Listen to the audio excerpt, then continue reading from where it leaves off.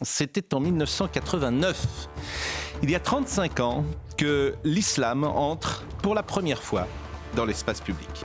À Creil, dans l'Oise, cette année-là, le proviseur du collège Gabriel Avez exclut 3 jeunes élèves, Leïla, Fatima et Samira. Elles refusent d'ôter le foulard qui couvre leurs cheveux en classe.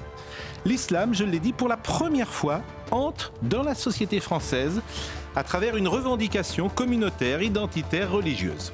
Personne, à l'époque, analyse cette demande comme une soumission des mœurs françaises à une influence musulmane.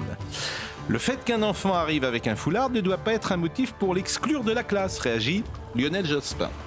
Malek Bouti, alors vice-président de SOS Racisme, trouve scandaleux que l'on puisse, au nom de la laïcité, intervenir ainsi dans la vie privée des gens, malmener les convictions personnelles. Danielle Mitterrand, l'épouse du président de la République, défend le respect des traditions et demande que les filles voilées soient acceptées à l'école. Venez comme vous êtes est alors la règle.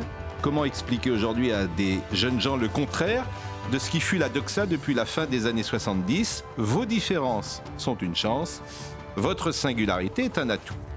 Le 2 novembre 1989, Elisabeth Badinter, Régis Debray, Alain Finkielkraut notamment, lancent un appel à la une du Nouvel Observateur. Ne capitulons pas, est-il écrit. Et de poursuivre, il faut que les élèves aient le plaisir d'oublier leur communauté d'origine et de penser à autre chose que ce qu'ils sont pour pouvoir penser par eux-mêmes.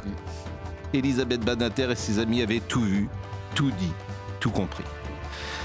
35 ans plus tard, les revendications identitaires sont toujours plus nombreuses. Elles traduisent l'échec de l'intégration.